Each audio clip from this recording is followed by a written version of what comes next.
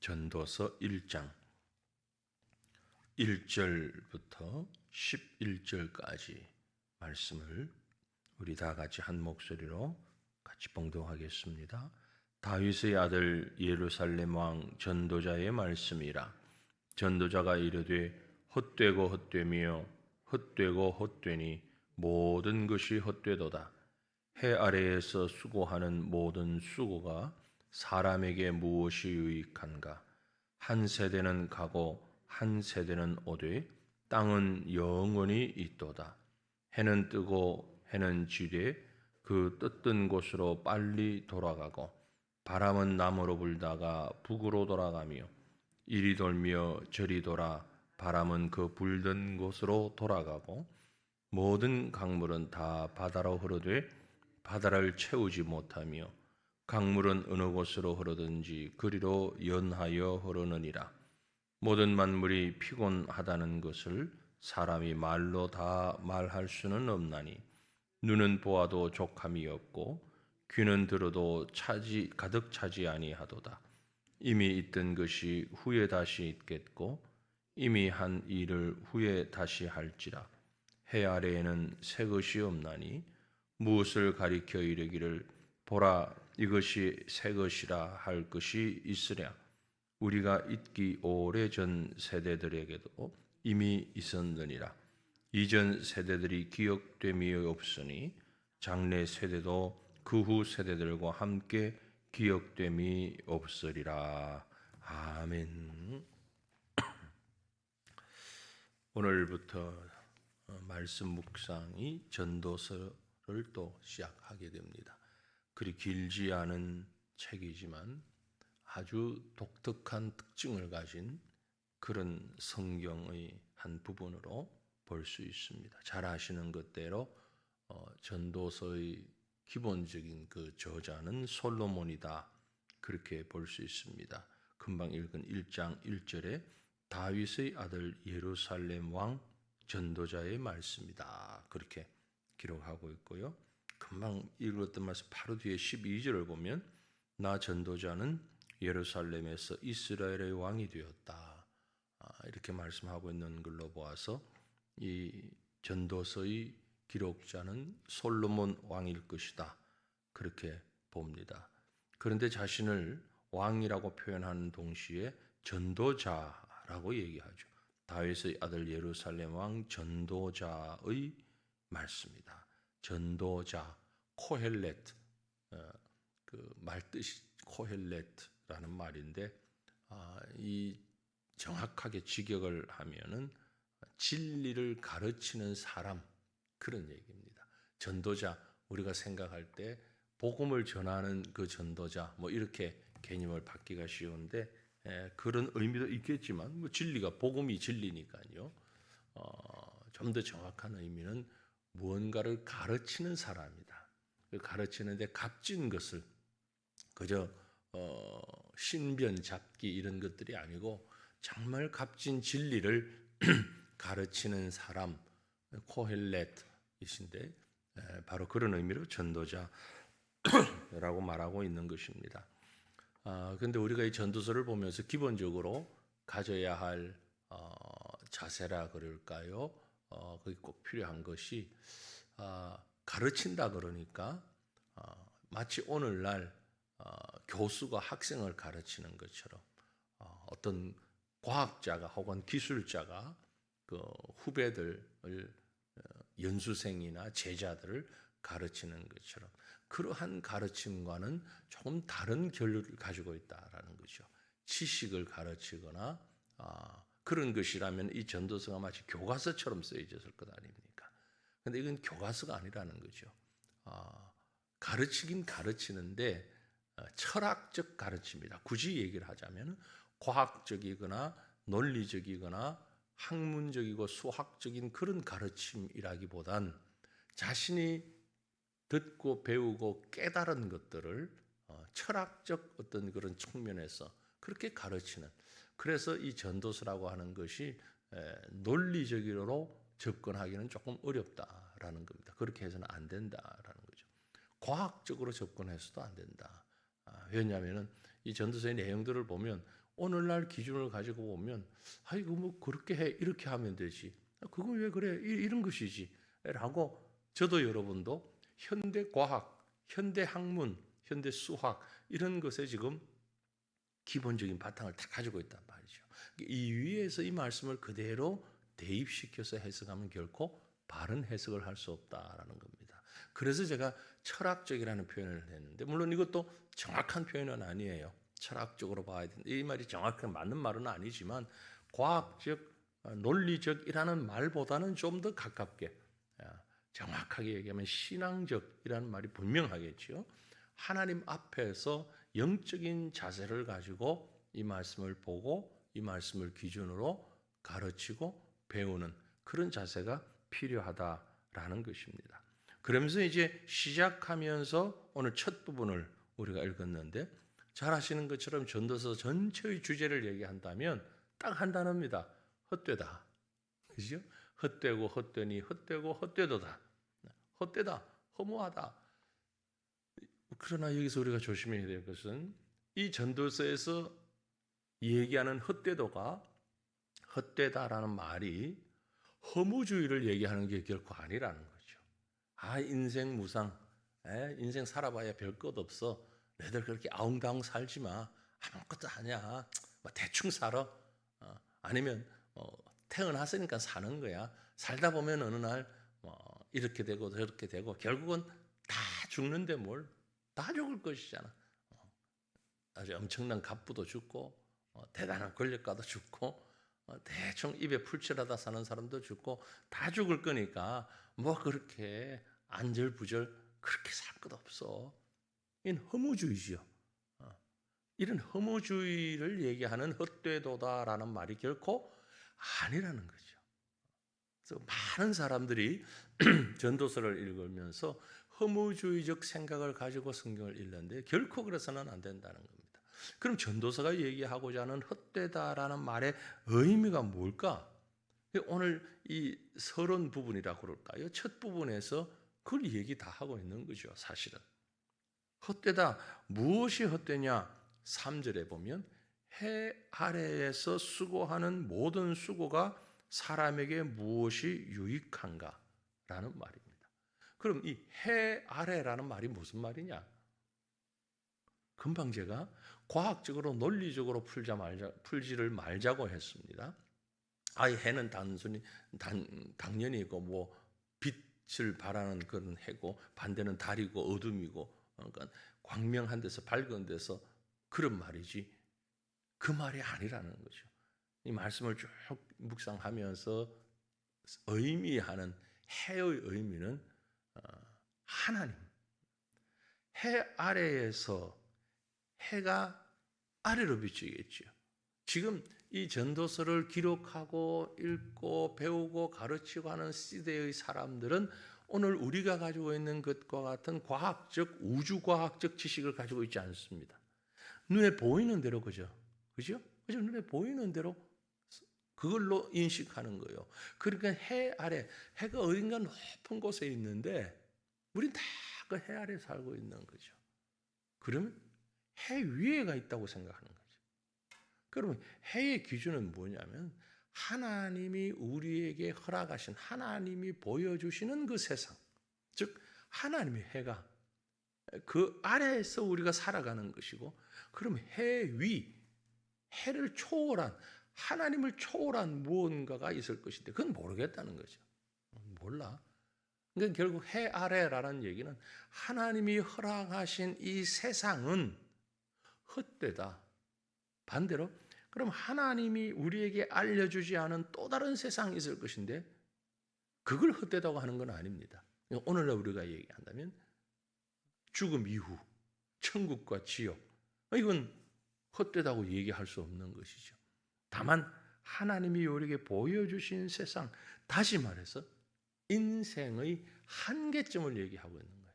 사람이 아무리 뛰어나도 우리가 가질 수 있는 지식은 우리가 생각할 수 있는 것들은 하나님이 허락하신 그 범위 안에 있는 것이지 인간이 제 아무리 뛰어나도 하나님이 허락하신 그 한계의 범위를 뛰어넘을 수는 없는 것이야. 그 자세를 지금 해 아래 수고하는 모든 것이 헛되다라고 얘기하는 것입니다.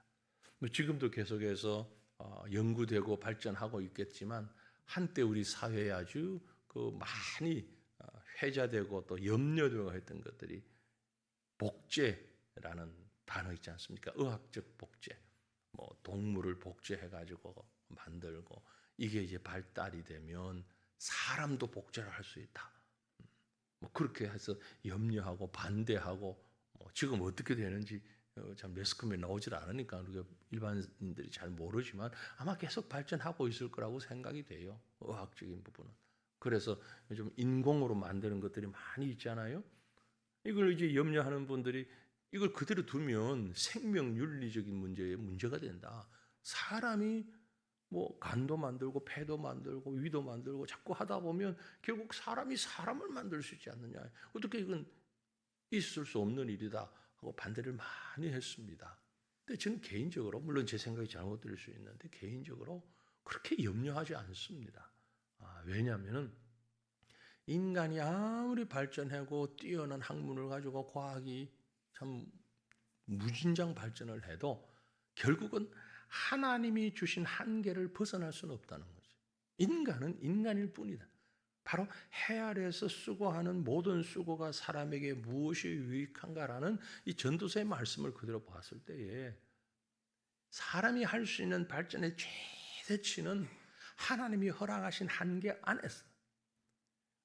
그러면서 제 마음에 생각되는 게 뭐냐면은 그래 인간이 아무리 뛰어나서 머리카락도 만들고 눈도 만들고 인체 모든 것을 만든다 해도 만들지 못하는 게 딱 하나 있다.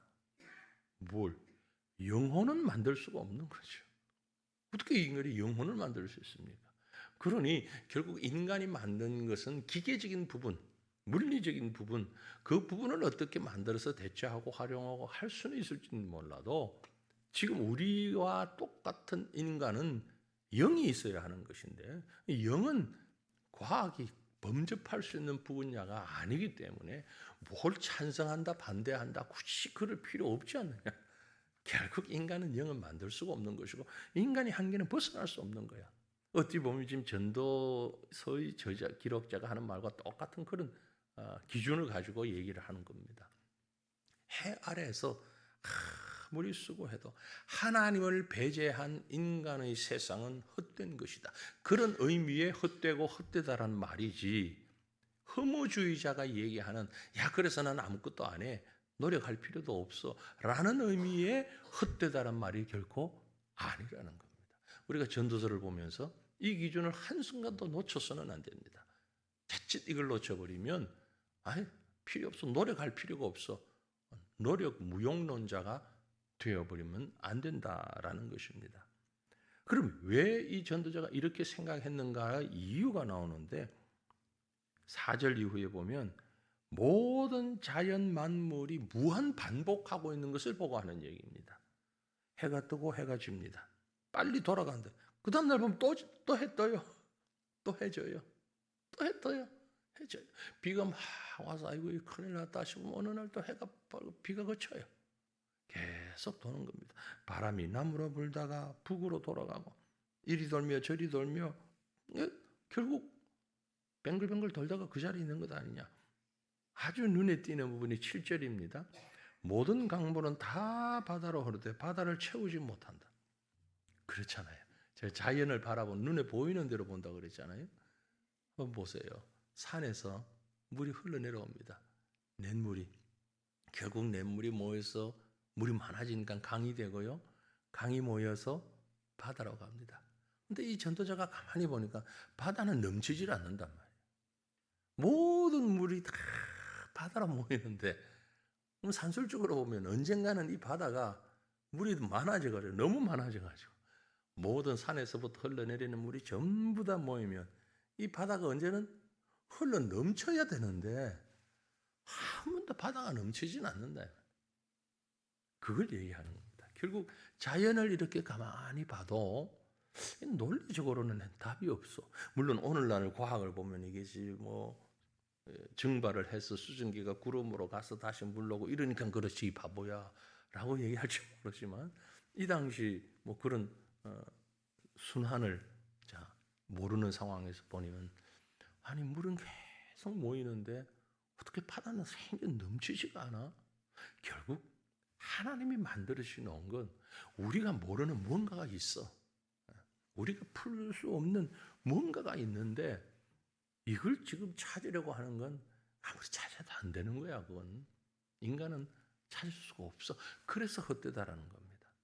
하나님이 허락하신 그것 인간 방법으로 찾을 수 없다는 거죠. 만물은 그래서 8절에 뭐라고 얘기합니까? 모든 만물이 피곤하다는 것을 사람이야말로 다 말할 수는 없나니 눈은 보아도 족함이 없고 귀는 들어도 가득 차지 아니하도다. 생각하고 돌아보니 아이 피곤해. 끝이 없어. 결국 답은 사람에게는 없어. 하나님에게만 있는 거야. 봐봐. 시대가 지나가는데 이전 시대 우리 다 모르잖아. 이제 9절, 10절, 11절 하는 얘기가 우리 100년 전에 모르잖아. 무슨 일이 있었는지. 100년 후에 무슨 일이 있을지 모르잖아. 시대가 지나가는데. 결국 우리가 생각하고 깨닫고 할 수 있는 건 하나님이 허락하신 해, 그 해 아래에서 거기에 있는 것이지 더 이상은 넘어갈 수 없는 것. 결국 전도서의 주제는 인간의 한계점을 고백하면서 하나님의 무한한 앞에 인간의 모든 것들을 다 내려놓아야 한다는 겸손한 자기 고백, 그렇게 얘기할 수 있을 것입니다. 우리는 이 전도서를 보면서 바로 이 부분을 놓치지 말아야겠습니다. 수고하고 애쓰고 땀 흘리고 노력해야 되죠. 우리 인생은 최선을 다해야 합니다. 하지만 우리는 하나님이 허락하심 안에 있다는 사실을 잊어서는 안 됩니다. 그 말을 좀 다른 측면에서 얘기하면 힘들고 어렵고 실패하고 낭망합니다. 불가능해 보입니다. 하지만 절망하지 말아야 합니다. 왜냐하면 하나님이 허락하신 세상 안에 우리는 살고 있기 때문에 그러한 것이죠. 그래서 어떤 면에서의 전도서는 힘써 애쓰는 사람을 힘을 빼는 것이 아니고 낙담하고 절망해 있는 사람에게 용기를 주는 말씀입니다. 넘어지지 마. 절망하지 마. 포기하지 마. 하나님이 허락하신 세상이야. 하나님이 허락하신 것 안에서 최선을 다해서 살면 하나님이 내가 지금 알지 못하는, 내가 계산하지 못하는 분명히 그 좋은 것을 우리에게 주실 것이야. 이런 격려의 말씀을 하고 있는 것이다 라는 것입니다.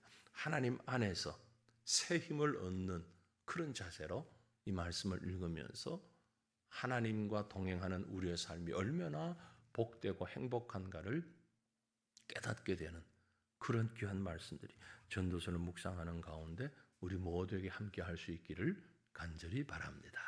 기도합니다.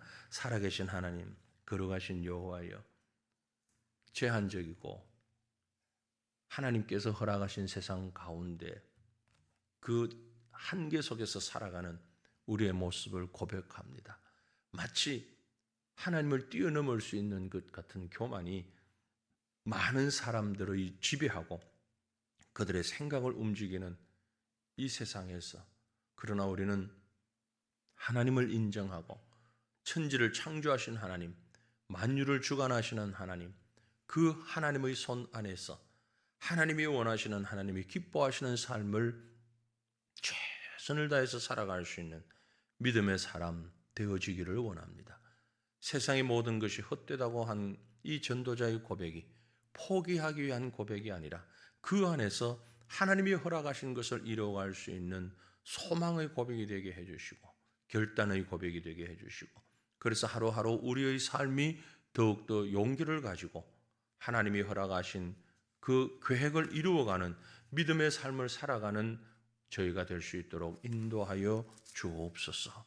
오늘 이러한 우리의 삶을 주께서 친히 인도하시는 것을 믿고 감사를 드리오며 살아계신 우리 구주 예수님 이름으로 기도 올리옵나이다.